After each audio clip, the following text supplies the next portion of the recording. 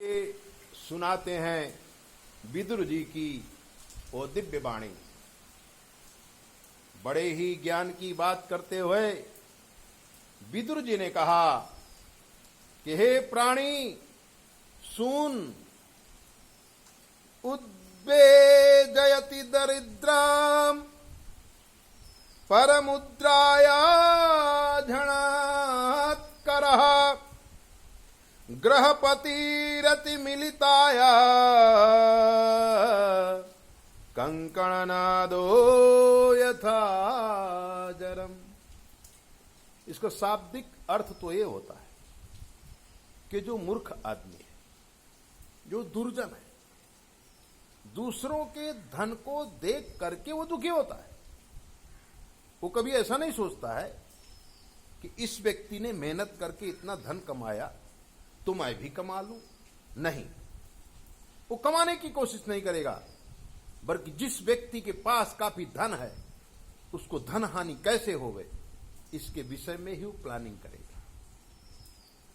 फिर कहते हैं जैसे कोई जार आदमी, खराब आदमी, दुष्ट आदमी, कोई पति पत्नी अपने रूम में रति क्रिया में मस्त है तो उसकी पैरों की जो झांझर है, उसकी जो झंकार है, वो झंकार दरवाजे पे खड़ा हुआ दुर्जन आदमी सुनता है और सुन सुन करके विह्वल होता है और उस पुरुष का, उस स्त्री का वो दुश्मन बन जाता है, जबकि उसमें उसका कोई अस्तित्व नहीं होता है।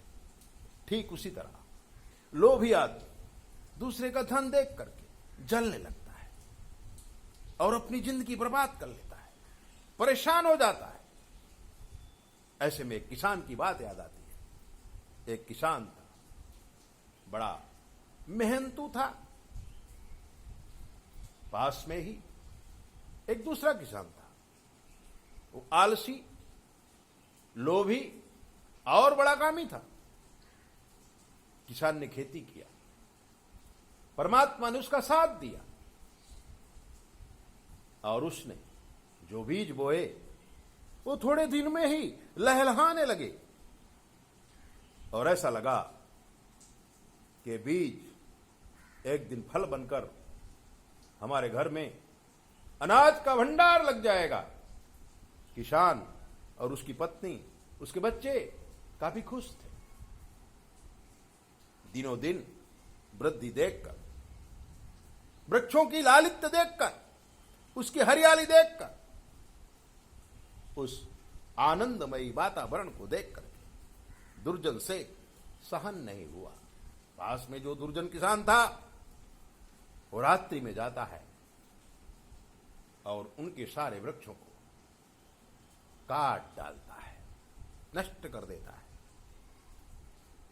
इससे उस दुर्जन को कुछ फायदा नहीं हुआ, लेकिन जो किसान अपनी मेहनत से, अपनी कर्मनिष्ठता से, अपनी योग्यता से खेत में फसल लहराया था, उस लहलहाती हुई फसल को इस व्यक्ति ने, इस दुर्जन ने नष्ट कर दिया।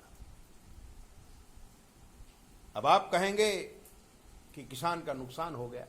नहीं, किसान का तो नुकसान जो होना था वो हो ही गया, लेकिन सबसे बड़ा नुकसान उस दुर्जन का हुआ, क्योंकि दुर्जन अपने कर्मों के द्वारा इतना बड़ा पाप ले लिया कि वो तो दुखी हो ही गया, उसके बच्चे भी दुखी हो गए। इसलिए विदुर जी कहते हैं कि पर द्रव्ये सुलोष्टवत्, दूसरे का वैभव, दूसरे का धन मिट्टी के समान समझो। पर दारासु मातृवत्, अगर किसी की पत्नी बहुत ही सुंदर है तो आप जगदम्बा कह के उसको नमस्कार करो, भगवती कह के उसको नमस्कार करो, उसकी सुंदरता से मत जलो। सृष्टि में बहुत सारे सुंदर सुंदर पेड़ हैं, पौधे हैं, पहाड़ हैं, नदियां हैं। जब हम उनका दर्शन करें तो हमारे दिल में आना चाहिए कि हे परम ब्रह्म परमात्मा, तेरी क्या माया है। तूने जंगल में मंगल कर दिया है, कितने सुंदर पेड़, कितने सुंदर फल, कितने सुंदर झरने मानव के लिए तुमने बनाया है। हम आपके आभारी हैं कि हमें पवन, ऊर्जा, सब कुछ तो आपने दिया है।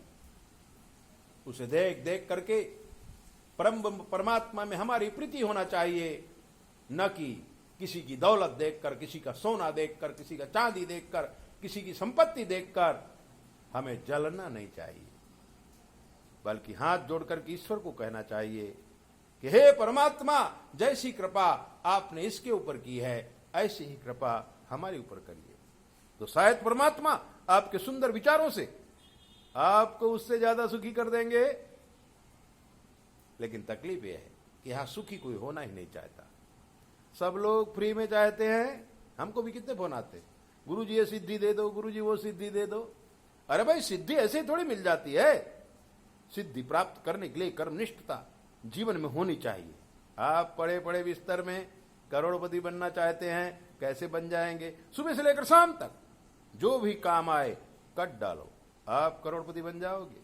ऐसे ही दिव्य बातें जानने के लिए आप हमारे चैनल को सब्सक्राइब करो, लाइक करो, घंटी भी बजाओ, दूसरों को भी भेजो, ताकि ये सत्यम परम धीमहि सत्यमेव जयते, इन नियमों का पालन सभी लोग करने लगे, सभी लोग सुखी हो जाए। 9825200108 पर फोन करके कुछ भी पूछिए। जय बोले।